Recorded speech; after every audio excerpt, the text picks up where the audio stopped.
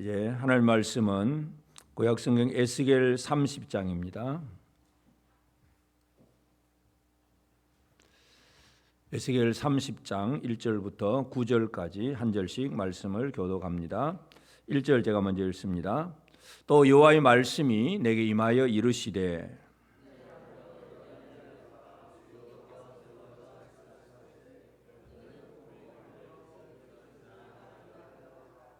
그날이 가깝도다. 여호와의 날이 가깝도다. 구름의 날일 것이요 여러 나라들의 때이리로다.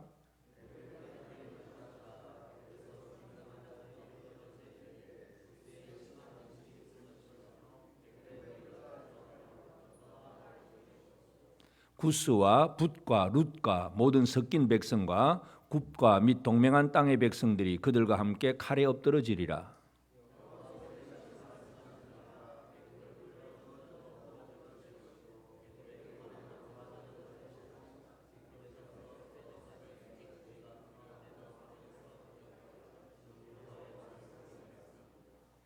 황폐한 나라들 같이 그들도 황폐할 것이며 사막이 된 성읍들 같이 그 성읍들도 사막이 될 것이라.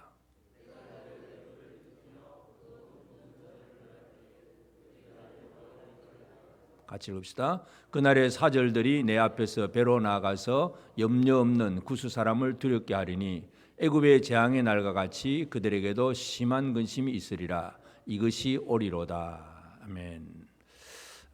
오늘도 주님 앞에 말씀 앞에 나온 우리 모든 성도들에게 주의 은혜가 가득하기를 바랍니다.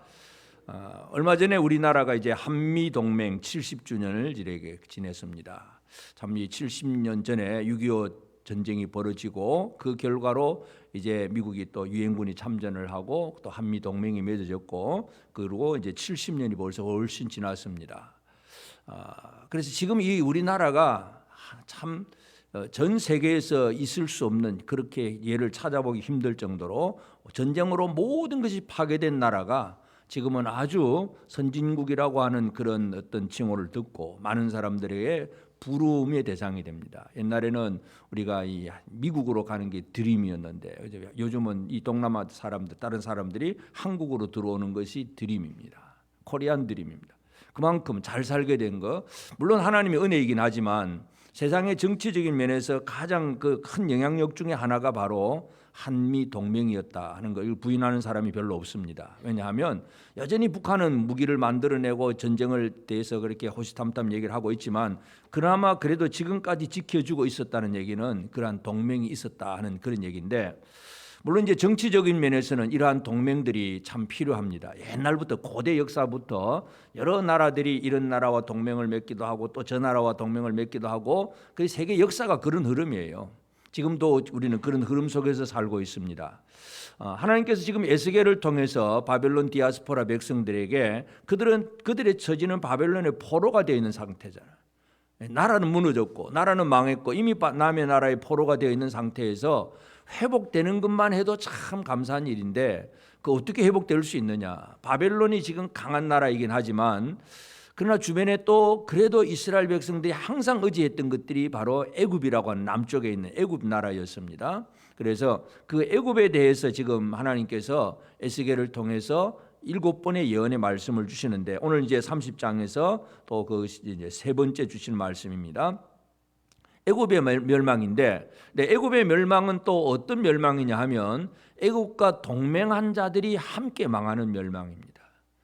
애굽도 나름대로 강대국이었고 그 당시에 있어서는 이 북쪽에는 바벨론, 남쪽에는 애굽 두 나라가 이 세계적인 강대국이었습니다. 그런 강대국 주변에는 또 나라들이 작은 나라들이 있습니다. 그러면 이 강대국들도 자기만 뭐 혼자 뭐 있어도 튼튼하긴 하지만 그래도 또 주변 나라들이 함께 힘을 모으면 더 힘을 얻을 수 있었기 때문에 이 애굽에 함께하는 나라들 구스라든지 붓이라든지 지금 그 성경에 나오는 나라들 얘기는 옛날 나라들이 이름이기 때문에 요즘은 잘 우리가 와닿지 않지만 지금 아프리카 지도를 본다면 그 이집트 밑에 구스가 에디오피아입니다. 에디오피아라든지 리비아라든지 뭐 이런 주변 나라들이 지금 있잖아요. 바로 그런 나라들이 애국과 동맹을 했었던 그러한 처지.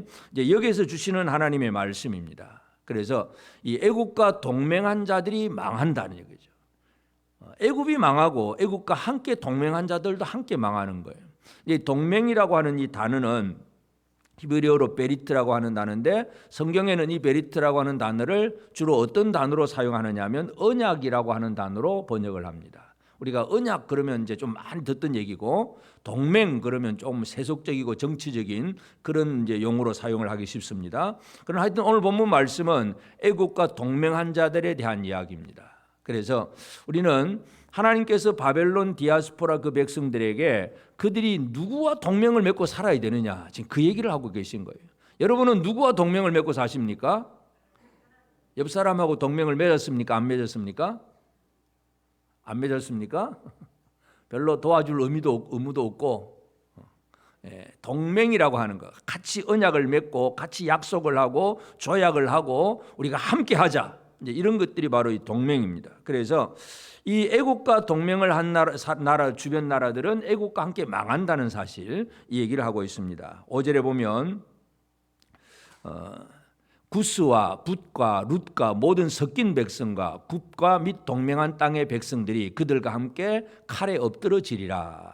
그러니까 이 에티오피아 구스 그리고 붓, 룻 그리고 굽 이런 나라들, 이 주변의 나라들입니다. 이 애굽의 주변에 있는 작은 나라들인데 이런 나라들이 전부 모든 그 섞인 백성과 함께 그 동맹한 땅의 백성들이 그들과 함께 칼에 엎드러지리라. 애굽만 망하는 것이 아니라 애굽과 함께 동맹했던 자들도 같이 망한다는 그런 얘기입니다. 그래서 또 6절에도 보면 여호와께서 이같이 말씀하셨느니라 애굽을 붙들어 주는 자도 엎드러질 것이요. 애굽을 붙들어 준다. 이 붙들어 준다는 그 히브리어 단어는 다른 말로 의지한다 또는 지지한다. 의지하기도 하고 나는 그 사람이 옳습니다 하고 지지하는 찬성하는 바로 그런 단어가 이 사마크라고 하는 단어 붙들어 준다 하는 그런 단어입니다. 이 사람을 의지한다 또는 나는 이 사람을 지지합니다 이런 표현들. 그래서 이 애굽을 붙들어 주는 자도 함께 망하는 것. 그래서 애굽과 동맹하고 애굽을 붙들어 주는 자들이 함께 망한다는 사실을 강조합니다. 이 땅의 모든 사람들 지금도 마찬가지입니다. 우리 뭐 친구들끼리도 가면 보면 똑같이 평균적으로 다 같이 친한기보다는 여러 사람들이 친구도 있지만 그 중에 더 특별히 절친이 있잖아요. 절친. 아주 더 가까운 친구들, 전 진짜 이거 뭐 모든 걸 다 내어주고 싶은 그런 친구들이 또 따로 있잖아요. 그런 사람들이 바로 동맹이고 붙들어주는 자입니다. 절친입니다. 그래서 이 붙들어준다는 말. 그래서 이 나라와 나라도 마찬가지인데 유다가 이제 북쪽 아수르가 쳐들어왔을 때에 이제 그 아수르 왕 그 사네립이 보낸 랍사게가 와가지고 예루살렘을 포위하는 데서 막 이제 저주하고 욕을 하면서 그런 얘기를 합니다. 열왕기하 18장 21절에도 보면 이제 내가 너를 위하여 저 상한 갈대 지팡이 애굽을 의뢰하도다. 그러니까 아수르도 벌써 애굽을 향해서 상한 갈대 지팡이라고 표현합니다. 사람이 그것을 의지하면 그의 손에 찔려 들어갈지라 애굽의 왕 바로는 그에게 의뢰하는 모든 자에게 이와 같으리라. 애굽을 의뢰하도다 하는 이 의뢰하는 사마카도다 하는 단어가 그거예요. 네가 이 유다가 저 애굽을 지지하고 애굽을 의지하고 있지만 그러나 그러면 그 갈대 지팡이가 부러지면 지팡이 잡은 그 손이 오히려 상할 거다. 아수르의 그 신하가 와가지고 그렇게 조롱을 해야 됩니다. 하여튼 이 의뢰한다는 것, 의지한다는 것은 한 편이 되었다는 얘기잖아요. 애국과 함께 하나가 한 편이 되었던 그 구스와 룻과 붓과 굽 이런 나라들이 전부 함께 망한다, 칼에 망한다는 것. 그래서 이것을 이제 이 본문 속에서 이제 에스겔이 강조를 하는데. 이 얘기는 뭐냐 하면 이 동맹이라고 하는 것이 이제 애굽이 좀 강한 나라이기도 하고 그다음 주변 나라들은 애굽보다 좀 약한 나라들이에요. 애굽을 의지했던 나라들입니다. 그러나 이제 그들도 함께 망한다는 것. 결국은 이것은 애굽의 입장에서 본다면 그 사람들이 자기들의 도움을 받는다고 하지만 또 어느 정도는 또 애굽은 자기의 편이 이렇게 많다는 걸 과시하는 하나의 어떤 이 방패막이 될 수가 있어요. 우리와 동맹한 사람은 이렇게 많아. 그러잖아요. 예를 들어서 지금도 우리가 남쪽하고 북쪽하고 이 남한 북한하고 이제 어떤 외교적인 것을 보면 전 세계에 몇 개국과 수교를 하고 있느냐. 우리는 이렇게 많아. 북한은 몇 개국, 우리는 이렇고. 그래서 대사관은 얼마나 많으냐 적으냐. 막 이런 얘기들. 이런 숫자 가지고 국제 정세를 많이 얘기를 합니다. 그러니까 애굽도 자기들도 강한 나라이긴 하지만 주변에 자기를 지지하는 나라들도 이만큼 많다는 것을 늘 과시를 하고 사는 거예요. 그러니까 바벨론이 아무리 힘이 세도 우리 편이 이렇게 많아. 늘 이제 이렇게 했는데 하나님께서 하시는 말씀이 애굽 편 그 동맹한 자들도 다 망한다는 거. 그 얘기를 해주고 있습니다. 그러니 이건 뭐예요? 애굽이 좀 내세울만 하고 교만하게 말할 수 있는 건덕지가 없게 하시는 것이 바로 하나님이 하시는 일이에요. 이 세상의 모든 사람들은 사람들의 눈에 볼 때는 저 사람이 나와 함께 있고 저 누군가가 내 편이 되어주고 저 사람이 나를 지지해주고 나를 의지해주니까 나는 좋다, 나는 힘 있다 이렇게 생각되지만 근본적으로 사람은 어떤 사람이냐? 사람은 에베소서 2장 12절에 보면 그때 너희는 그리스도 밖에 있었고 이스라엘 나라 밖의 사람이라 약속의 언약들에 대하여는 외인이요 세상에서 소망이 없고 하나님도 없는 자이더니 이 땅에 하나님 없는 모든 사람들은 어떤 사람들이냐 하면 소망이 없는 사람들이에요. 자기도 소망이 없고 다른 사람에게도 소망이 될 수도 없는 사람들. 이게 바로 지금 애국과 주변 나라들이 서로 그저 힘을 모아서 우리가 뭔가 해보자고 그저 그 숫자를 노름을 하고 우리 편이 이렇게 많은 족속들이 우리와 함께해 늘 이 얘기를 하고 있지만 그 모든 나라들이 결국은 아무런 소망이 없는 거예요. 애국은 뭐냐? 소망 없는 나라가 된다는 것을 지금 말씀하고 있습니다. 그러니까 주변 나라들을 하나님께서 함께 멸망시킨다는 얘기는 애굽이라고 하는 그 교만함을 꺾어놓고 애굽이 가졌던 일말의 소망까지라도 없애버리시는 것, 이것이 바로 하나님께서 하시는 일이에요.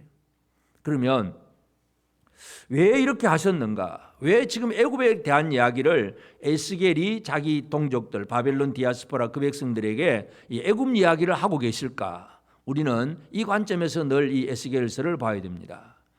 애굽은 애굽 옛날 애굽 나라고 또 우리하고는 지금 상관없고 그 얘기가 아니고 지금 이 에스겔 성경만 해도 벌써 오래전 옛날이잖아요. 2000년, 3000년 전, 3000년까지는 안 되지만 그저 한 2500년 전 되는 그런 오래된 이야기들이에요. 그런데 지금 우리가 이 성경을 읽으면서 이걸 하나님의 말씀이라고 읽을 수 있는 것은 바로 하나님께서 이 에스겔을 통해서 바벨론 포로된 백성들에게 애굽 이야기를 하는 것은 하나님의 의도, 하나님의 목적이 무언가를 발견해야 되는 건데, 그럼 하나님의 의도가 뭐냐 하면 이 세상에서 사람들끼리 인간적인 동맹, 인간적인 언약, 인간적인 어떤 이 힘을 모은 그 자체가 세상에서는 힘이 될 수 있을는지 몰라도 하나님의 진노와 심판은 결코 견딜 수가 없다는 것입니다. 사람이 100만 명이 모이든 1000만 명이 모이든 그 숫자 가지고는 그것 가지고 뭔가 일을 할 수 있다고 착각을 하면 오산입니다. 하나님의 진노와 심판을 견딜 수 있는 인간의 숫자는 없습니다. 여러분, 노아 홍수 시절에 그 시대 사람들이 몇 명이었을까요? 우리는 알 수는 없습니다. 그러나 대부분 많은 학자들이 연구를 하기를 그 시대 800년, 900년을 살면서 자녀들을 낳던 그런 시대니까 엄청난 숫자, 몇십억의 인구가 있었을 것으로 짐작을 합니다. 그런데 그 많은 인구들이 하나님의 홍수의 심판을 누가 견딜 수가 있습니까? 노아 홍수, 그 방주를 만들고 방주 안에 들어간 8명 외에는 모든 사람들이 다 죽습니다. 다시 말해서 인간의 어떤 동맹, 인간의 어떤 힘을 의지하는 것, 세상의 나라와 힘을 의지하는 이것이 하나님의 진노와 심판을 결코 이길 수 있는 힘이 아니라는 사실, 이것을 얘기합니다. 그래서 늘 이제 하나님은 자기 백성들에게 이 세상에 있는 것들을 의지하지 말 것에 대해서 많이 강조를 해요. 자, 애굽에서 나왔던 이스라엘 백성들, 모세가 이제 신명기 설교를 하면서도 그런 얘기를 합니다. 신명기 17장 16절 보면 이제 왕에 대한 제도를 얘기하면서 그는 병마를 많이 두지 말 것이요 병마를 많이 얻으려고 그 백성을 애굽으로 돌아가게 하지 말 것이니 이는 여호와께서 너에게 이르시기를 너희가 이후에는 그 길로 다시 돌아가지 말 것이라 하셨음이며, 애굽에서 나왔는데 또 이제 나라를 이제 세웠다고 하더라도 또 힘이 없다고 병거를 얻기 위해서, 병마를 얻기 위해서, 탱크를 얻기 위해서, 마차를 얻기 위해서 애굽으로 사람을 보내가지고 거기서 무기 사오고 그거 하지 말라는 얘기예요. 병마를 많이 두지도 말고 병마를 많이 얻으려고 백성을 애굽으로 돌아가기도 하지 말라. 하나님은 이스라엘로 하여금 하나님과 동맹하라는 얘기예요. 세상과 동맹하지 말고 하나님과 동맹한 자가 되기를 원하는 것, 이것이 바로 하나님 처음부터 모세를 통해서 주셨던 그 얘기예요. 하나님의 백성들은 하나님과 동맹한 사람들입니다. 하나님이 처음에 아브라함을 선택을 하고 아브라함에게 이제 하나님께서 아브라함과 하나님 사이에 언약을 맺습니다. 창세기 15장 17절에 보면 해가 져서 어두운 때에 연기나는 화로가 보이며 타는 횃불이 쪼갠 고기 사이로 지나더라. 이 동맹이라고 하는 단어, 베리트라고 하는 단어는 이 쪼갠다는 그런 말도 있어요. 왜 쪼개느냐 하면 옛날에 이제 고대 사람들이 서로 이제 약속을 하게 될 때에 신용 사이로 약속을 하게 될 때 그들이 약속을 체결하는 방식이 어떤 소나 양이나 짐승을 한 마리 잡아가지고 그 사체를 둘로 딱 쪼개 놓습니다. 딱 두 무더기로 쪼개 놓고 두 사람이 약속을 한 두 사람이 그 사이를 지나갑니다. 그러니까 피를 줄줄 흘리고 있는 그 고기 사이로 그들이 같이 지나가는 이야기는 뭐냐 하면 우리 중에 누구든지 한 사람이라도 배신하면 이 죽은 동물처럼 피 흘려 죽을 것이다. 서로 경고하는 의미예요. 언약을 맺으면서 우리끼리 이제 진짜 우리가 잘해보자 하면서 이 동물을 잡아서 쪼개놓고 두 사이로 지나가는 것. 이것이 이제 베리트, 동맹, 또 언약, 바로 이런 단어입니다. 그래서 하나님께서 아브라함과 이제 약속을 하시면서 어떻게 합니까? 그 아브라함이 이제 하나님은 보이지 않는 하나님이잖아요. 보이지 않는 하나님과 아브라함 사이에 언약을 맺을 때 이 짐소를 잡아놓고 쪼개놓고 해가 져서 어두울 때에 연기 나는 화로가 보이고 연기가 막 나는 화로가 보이면서 그 횃불이 쪼갠 고기 사이로 지나가더라. 쪼갠 고기 사이로 지나가는 거. 하나님이 지나가신다는 얘기예요. 하나님께서 아브라함에게 언약, 내가 이렇게 진짜 지킬 거야, 그렇게 약속하시는 말씀이 바로 이 베리트, 동맹이라고 하는 단어예요. 하나님의 백성, 아브라함의 후손들은 어떤 사람들입니까? 하나님과 동맹한 사람들입니다. 여러분은 하나님과 동맹한 사람들이십니다. 아십니까? 하나님하고 어떤 관계라고요? 고기 쪼개놓고 그 사이 피 흘리는 고기 사이로 같이 지나간 사람들이 바로 믿음의 사람들이에요. 생명을 걸고 목숨 걸고 동맹하는 거예요. 이 동맹은 그냥 우리끼리 잘 지내보자 하고 악수 한번 하고 끝내는 게 아니고 말로만 하는 게 아니라 생명, 목숨 걸고 동맹하는 거예요. 이거 어기면 죽는 거예요. 하나님과 동맹하셨습니까? 잘 지키십니까? 안 지키면 죽는데요. 이거 안 지키면 죽는 거예요. 고기를 둘로 쪼개놨다는 거, 피 흘려 죽는 거예요. 그 둘 사이를 지나가면서 진짜 우리는 절대로 배신하지 말자. 이 의미가 바로 이 동맹이라고 하는 단어, 베리트, 언약이라고 하는 단어입니다. 하나님은 하나님의 백성들을 그렇게 여기시고, 아브라함의 후손들, 지금 바벨론의 포로가 되어 와 있지만 이들은 하나님과 이 아브라함의 후손으로서 동맹한 백성들이에요. 그러므로 하나님께서 지금 에스겔을 통해서 이 말씀을 하시는 의도, 하나님께서 이 동맹 얘기를 하시는 목적이 뭔가를 우리가 잘 이해를 해야 됩니다. 하나님은 바벨론으로 이제 포로되어 와 있는 이 사람들과 새로운 언약, 새로운 동맹을 맺으시기를 원해요. 물론 기본적으로 동맹 맺은 백성이긴 하지만 이제 다 잊어버렸으니까 이스라엘이 배신하고 우상 숭배하고 그래서 나라가 망하고 지금 포로되어 와 있고 다 그냥 망했잖아요. 이미 배신해서 이제 한번 언약을 어겼기 때문에 이들은 이제 혼이 난 상태예요. 그런데 하나님은 또다시 이들과 동맹을 맺으시기를 원하십니다. 예레미야 31장 33절에 보면 그러나 그날 후에 내가 이스라엘 집과 맺을 언약 베리트가 이러하니 곧 내가 나의 법을 그들의 속에 두며 그들의 마음에 기록하여 나는 그들의 하나님이 되고 그들은 내 백성이 될 것이라. 여호와의 말씀이니라. 하나님은 이 포로된 백성들과 다시금 하나님과 어떤 이 동맹, 하나님과의 그 언약의 관계가 이루어지기를 원하시는 하나님이에요. 그래서 뭘 하느냐? 그들의 마음에 하나님의 법을 그들 속에 두고 그들의 마음 속에 하나님의 법을 두겠다고 말씀을 합니다.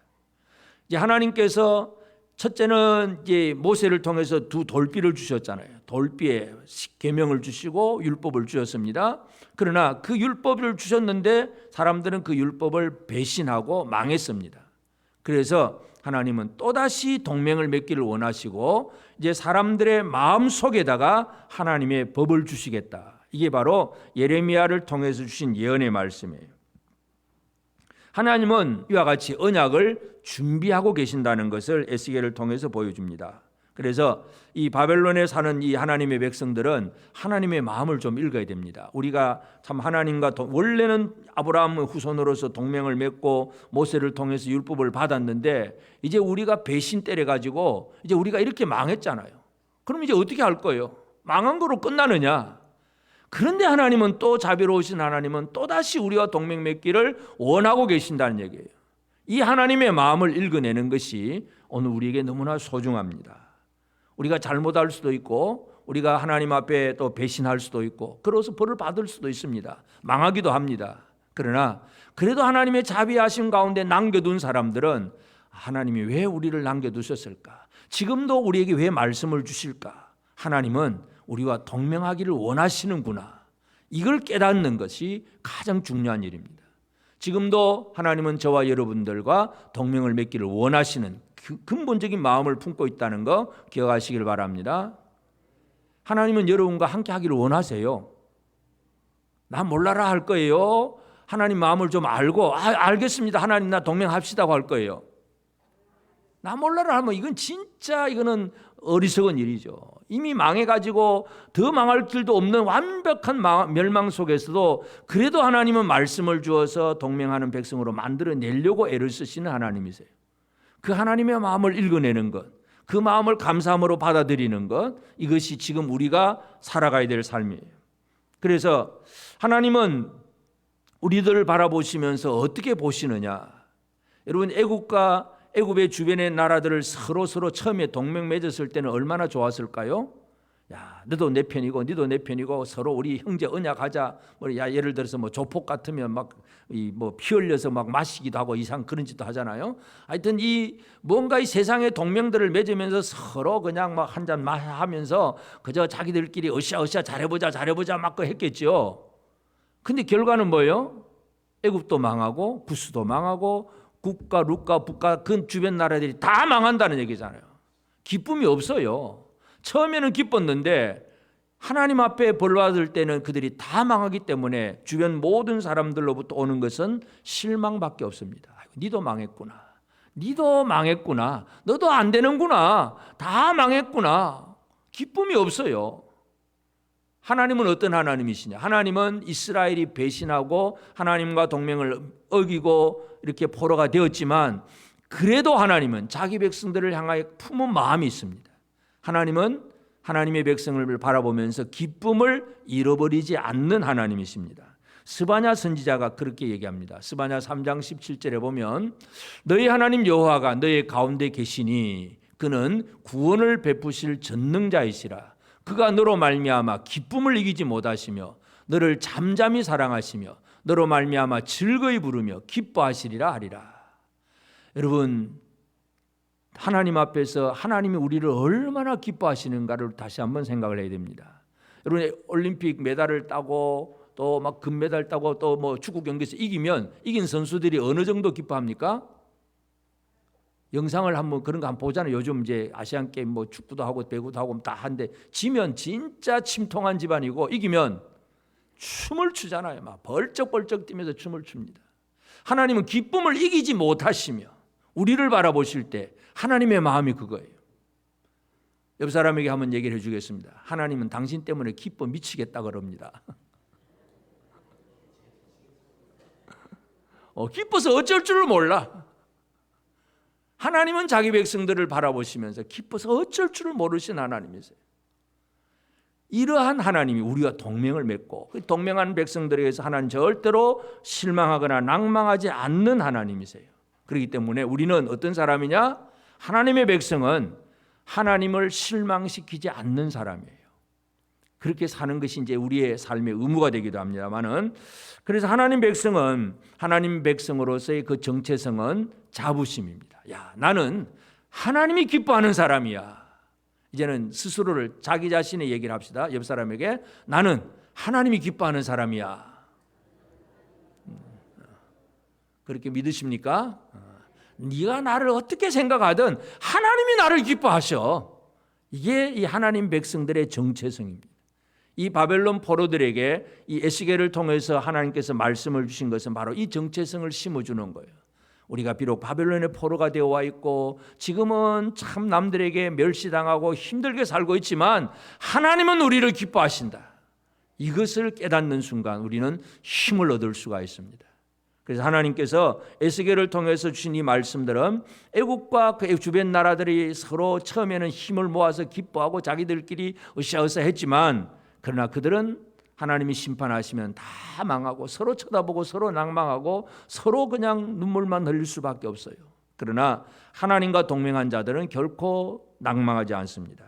그리고 진짜 하나님은 이제 그 동맹한 자들 이스라엘 백성들과 동맹을 하고 그들로 하여금 진정한 승리를 얻게 하십니다. 승리의 삶을 살게 하십니다. 그것은 이제 물론 사람이 해놓은 게 아니에요. 거의 일방적으로 하나님께서 거의 다 모든 은혜를 베풀어 주셨습니다.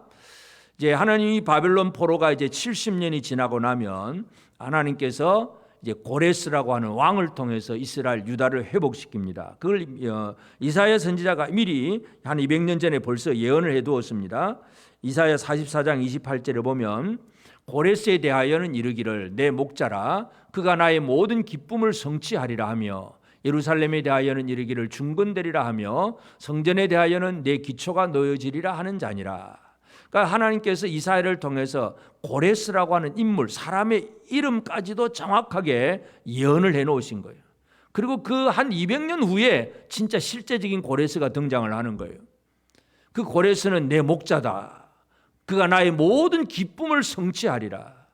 하나님은 바벨론에 포로됐던 자들이 돌아오는 것이 하나님의 기쁨이에요. 하나님과 언약을 맺은 그 백성들이 승리의 삶을 살아내는 것이 바로 하나님의 기쁨이에요.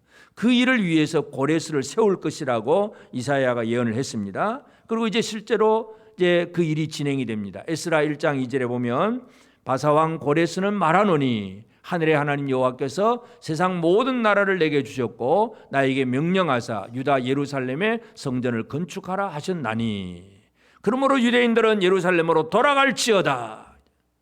독립운동도 아니에요. 그냥 하나님의 은혜로 고레스가 등장해서 유대인들은 예루살렘으로 가서 성전을 재건하라 명령 내리고 이들은 당당하게 부모도 당당하게 아무런 어떤 거리낌 없이 돌아옵니다. 물론 그 돌아오는 과정의 길은 오랫도록 살던 터전 그래도 정착했던 바벨론에서 살던 정착했던 걸 다 버리고 나와야 되기 때문에 개인적으로는 여러 가지 힘들고 어려운 부분이 있긴 하지만 그러나 예루살렘으로 돌아오는 그 길은 승리의 길입니다. 하나님은 하나님의 언약의 백성들을 그렇게 승리하는 삶을 살게 하신다는 것, 이것이 바로 진정한 승리라는 사실을 우리가 기억을 해야 됩니다. 하나님은 이 언약의 백성, 동맹한 백성들을 승리하게 하십니다. 그러므로 이제 오늘 우리가 이 시대를 우리가 어떻게 살아가야 되느냐?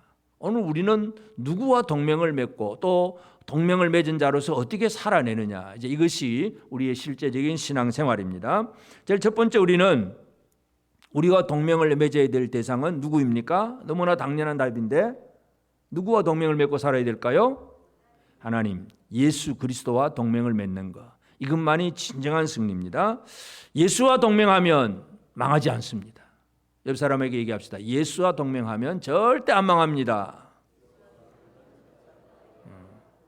사람과 동맹하면 망합니다.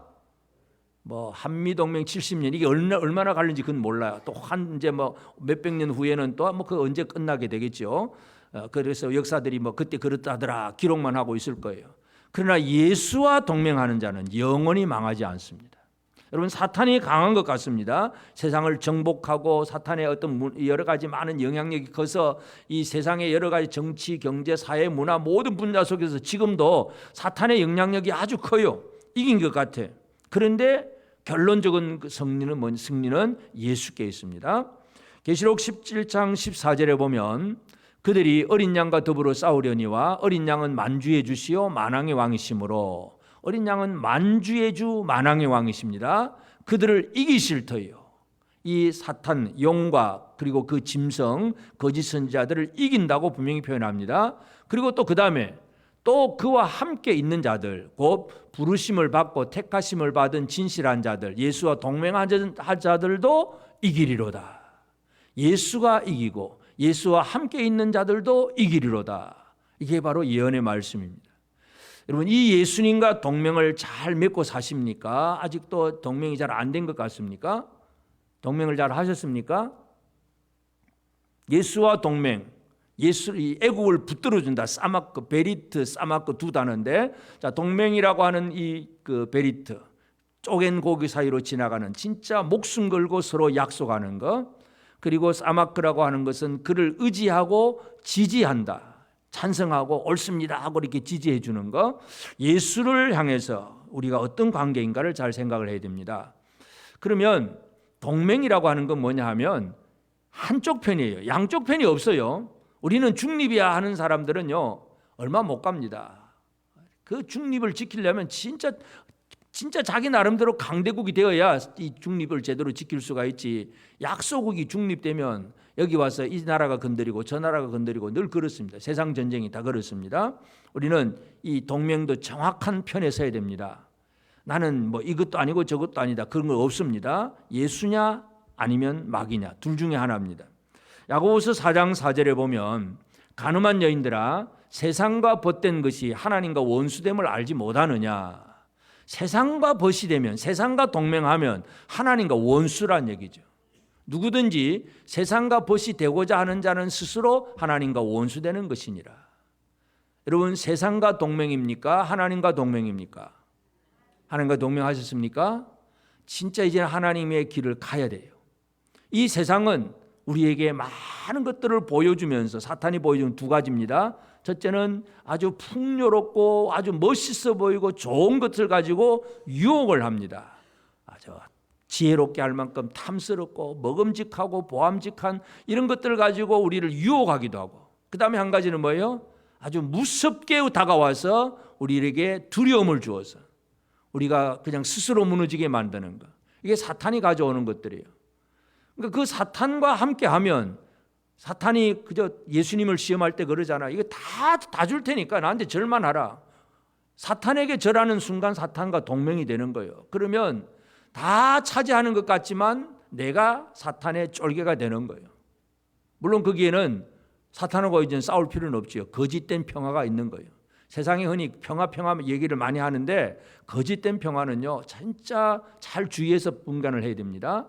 거짓 평화는 그저 안 싸우고 잘 지내는 것 같지만 눌려 사는 거잖아요. 눌려 사는 거. 진짜 제대로 된 평화는 무엇인가를 우리 잘 기억을 해야 됩니다. 하여튼 예수님 편이 되기 위해서는 사탄에게서 배신을 해야 됩니다. 세상과 벗되지 않는 삶을 살아내야 됩니다. 우리가 이 땅에서 매일매일 살아가면서 세상과 벗된 생활을 살지 않게 되기를 바랍니다. 아멘 안 하시네. 세상하고 좀 잘 지내시겠습니까? 이 세상이 주는 유혹이 너무 많아요. 향락되고 먹고 마시고 게임하고 막 즐기고 막 많은 것들이 있잖아요. 막 거기에 취해가 살다 보면 복음도 없고 말씀도 없고 신앙도 없고 그냥 지나가는 거예요. 막 캐세라 세라요. 뭐 절대로 살고 그냥 노세 젊어 노세 그냥 잘 먹고 잘 살자 이거지. 이게 바로 세상과 벗된 사람들의 생활이에요. 세상에서 배신을 해야 예수와 동맹할 수 있습니다. 예수님과 동맹하셨습니까? 예수님과의 동맹은 다른 말로 세상과 벗되지 않는 생활이라는 거, 이거 분명히 기억을 해야 됩니다. 그리고 이제 우리는 예수님과 동맹을 했다면 그 다음부터는 이제 우리가 살아가야 될 삶이 뭐예요? 그 동맹하는 언약을 지켜내는 생활을 살아야 돼요. 이걸 못 살면 동맹하신 그분이 한탄하시고 슬퍼하시고 참 낙심할 수 있습니다. 그래서 하나님이 사람을 지으셨을 때에 노아 홍수 이전에 하나님이 처음에 만든 사람들은 전부 하나님의 작품이잖아요. 그런데 많은 사람들이 하나님을 떠나서 하나님의 근심거리가 됩니다. 창세기 6장 5절 6절에 보면 여호와께서 사람의 죄악이 세상에 가득함과 그의 마음으로 생각하는 모든 계획이 항상 악할 뿐임을 보시고 땅 위에 사람 지으셨음을 한탄하사 마음에 근심하시고. 여러분은 하나님께 근심을 주는 분들입니까? 하나님께 기쁨을 드리는 분입니까? 기쁨을 드리고 계십니까? 심심하면 예배 시간 빠지고 지각하고 또 그냥 말씀보다도 세상의 것이 더 좋고 늘 뭐 이런 식으로 살면 여러분의 어른들은 이제 자녀들을 보면서 자녀들 때문에 기쁨이 많습니까? 탄식하는 게 많습니까? 저놈의 자식 어떻게 할까? 공부도 안 해, 말도 안 들어, 제멋대로 살아. 하나님 아버지 앞에 여러분은 제대로 하십니까? 아멘입니까? 하나님 아버지 앞에 제대로 하십시다. 하나님과의 동맹을 제대로 동맹 맺은 자로서 살지 않으면 근심이에요. 하나님의 근심. 예수님은 또 어떤 근심을 하셨느냐? 이 가룟 유다 때문에 예수님의 탄식이 나오잖아요. 마가복음 14장 21절에 보면 인자는 자기에 대하여 기록된 대로 가거니와, 예수님 십자가에 지시는 건 기록된 대로 이루어지는 일이에요. 그러나 인자를 파는 그 사람에게는 화가 있으리로다. 가룟 유다 인자를 파는 그 사람에게는 화가 있으리로다. 그 사람은 차라리 나지 아니하였더라면 자기에게 좋을 뻔하였느니라. 가장 악역을 맡은 사람이 바로 가룟 유다잖아요. 예수님은 참 가룟 유다를 보시면서 탄식을 하세요. 물론 가룟 유다가 안 했으면 누군가 다른 사람이라도 하긴 했겠지만은 하여튼 그 역을 맡은 그 사람은 진짜 예수님의 근심거리고 탄식거리였습니다. 오늘 우리는 하나님의 기쁨의 대상이 되어야 되지 하나님의 근심거리가 되어서는 안 됩니다. 옆 사람에게 또 한 번 얘기합시다. 우리 하나님의 근심거리가 되지 맙시다. 목사도 희한하고 장로도 권사도 그냥 믿음으로 제대로 안 살아가는 그런 모습들, 우리 성도들이 말씀으로 제대로 안 살고 예배도 제대로 못 드리고 하는 이런 모습들은 하나님의 근심거리가 너무 많잖아요. 좀 우리가 돌이켜야 됩니다. 우리는 하나님과 동맹한 사람들이잖아요. 하나님과의 동맹은 하나님과 피를 흘리면서 그 쪼갠고기 사이로 지나가는 그 동맹이에요. 우리가 할 일이 뭐냐? 진짜 이거 어기면 죽는다는 그런 각오를 가지고 말씀 안에서 제대로 살아내는 것이 중요합니다. 그래서 어떻게 살아가야 되느냐? 사도 바울이 이제 동맹한 자로서 사는 삶에 대해서 이런 얘기를 합니다. 골로새서 3장 17절 또 무엇을 하든지 말에나 일에나 다 주 예수의 이름으로 하고 그를 힘입어 하나님 아버지께 감사하라. 자, 우리는 주님과 동맹한 자로서 어떻게 살아가야 되느냐? 뭘 하든지 어떤 일을 하든지 어떤 말이나 어떤 일을 하든지 간에 무엇으로 하라고요? 주 예수의 이름으로 하고, 주 예수 이름으로, 예수의 이름으로 하는 거예요. 우리가 예를 들어서 착한 일을 많이 했다. 야, 그러면 이제 사람들로부터 인정을 받을 수 있습니다. 그러면 어떻게 되는 거예요? 내가 착한 일을 하고 사람들이 나를 인정해 주면 내 이름으로 한 거예요. 내 이름으로. 여러분 사도행전 3장에 보면 성전 미문에 태어나면서부터 앉아있는 안전뱅이가 있잖아요. 사도 베드로 요한이 그 사람을 일으켰습니다. 나사렛 예수 이름으로 일어나 걸으라 해서 이 사람이 걷고 나니까 많은 사람들이 베드로에게 몰려왔습니다. 야, 신기하다. 어떻게 이런 일이 있을 수 있느냐? 또 나에게도 뭔가 나도 이거 이런 이 다리도 아프고 나는 두통 있고 있고 다 있으니까 좀 고침 받아야 되겠다 싶어서 많은 사람들이 몰려왔습니다. 그때 베드로가 하는 말이 왜 우리 개인의 경건과 능력으로 이 일이 이루어진 줄 알고 우리에게 찾아왔느냐? 내가 아니고 나사렛 예수 이름으로 이루어진 거예요. 그 얘기를 얘기합니다. 그게 바로 예수 이름으로 일하는 사람들입니다. 우리는 우리가 인정받을 때, 우리가 존경받을 수 있을 때, 우리 인기가 높아질 수 있을 때에 그걸 즐기는 사람이 아니라 그때 예수 이름을 선포하고 예수 이름으로 이루어진 것임을 분명히 고백하는 것, 그것이 바로 예수와 동맹한 사람이에요. 예수가 우리의 의지할 대상이고 예수가 우리가 지지할 대상입니다. 그래서 예수 이름으로 일하는 것, 이것이 중요합니다. 사도행전 18장 5절에도 보면 실라와 디모데가 마게도냐로부터 내려오매 바울이 하나님의 말씀에 붙잡혀 유대인들에게 예수는 그리스도라 밝히 증언하니. 여러분 유대인들은 메시아를 기다리는 민족이잖아요. 하나님의 구원자 그리스도를 기다리는 자들입니다. 그런데 바울이 무슨 얘기를 하냐면 하나님의 말씀에 붙잡혀서 유대인들에게 저 나사렛 예수가 그리스도다. 다른 사람이야. 다른 누군가 아니고 예수가 그리스도다. 이 얘기를 강조합니다. 이게 바로 예수와 동맹했다는 증거예요. 사마크, 예수를 붙들어 준다는 얘기는 그를 의지하거나 그를 지지하거나 그거예요. 찬성하는 것, 지지하고 그분을 찬성하고 그분이 옳습니다 이렇게 이야기하는 고백이 바로 그와 동맹한 자들의 생활입니다. 여러분, 우리가 이 땅을 살아가면서 예수를 알지 못한 사람들에게 내가 믿는 예수가 누구라고 얘기합니까? 여러분은 예수 믿으면 예수가 이런 분이야. 예수를 어떤 분이라고 생각합니까? 대부분 많은 사람들이 이제 복음을 정확하게 증거를 못할 때에는 예수 믿으면 좋아, 교회 나와봐, 참 좋아, 우리 목사님도 좋고, 우리 참 또 여러 사람 뭐 당신 사업하려면 그래도 여러 사람 사귀면 좋잖아, 나와봐, 좋아. 그 정도. 그것도 안 하는 것보다 낫긴 하겠지만 그건 복음이 아니에요. 예수를 전해야 돼. 예수. 내가 이렇게 예수를 믿고 있는데 이분은 하나님의 아들이고 나를 위해서 십자가에 달려 죽으셨고 내가 그분을 믿으면 천국 가는데 그 예수, 이 예수가 그리스도 우리의 구원자야. 이 예수 믿어야 돼. 예수 믿으려면 교회 와서 복음을 들어야 돼. 그리고 교회를 데리고 와야죠. 그것이 전도이기도 하고. 예수를 지지하십니까?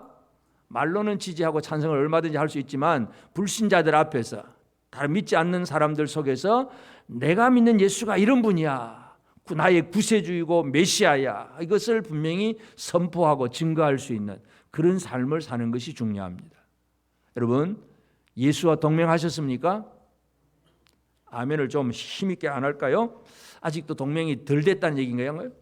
예수와 동맹을 맺으셨습니까? 동맹은 쉬운 게 아닙니다. 쪼갠 고기 사이로 지나가는 거예요. 피 흘리는 쪼갠 고기 사이로 지나가면서 이거 어기면 죽는 거야, 이 각오로 지나가는 거, 맺는 것이 바로 동맹입니다. 예수와 동맹, 아멘 하라니까 무조건 아멘 하는 게 아니고 진짜 이거 예수님과 하나 되는 거, 이거 어기면 큰일 나는 거구나, 다시 한번 깨닫는 우리가 되어지길 바랍니다.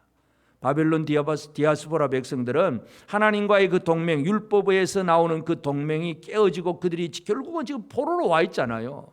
하나님은 그들을 다시 새롭게 만들기 위해서 말씀을 주십니다.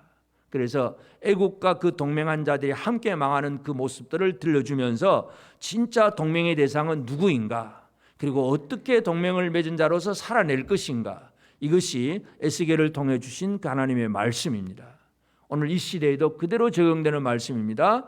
오늘 우리가 이 세상과 동맹하지 아니하고, 세상과 벗된 사람은 하나님과 원수가 됩니다. 세상과 벗되지 아니하고 하나님과 관계, 바른 관계, 이 베리트, 동맹의 관계, 언약의 관계, 사마크, 붙들어주고 의지하고 지지하는 이 관계를 잘 맺어서 진짜 하나님 편에 서서 사탄이 우리를 건드릴 수도 없는 그런 승리의 생활을 살아내는 저와 여러분 모두가 되어지기를 주의 이름으로 축복합니다.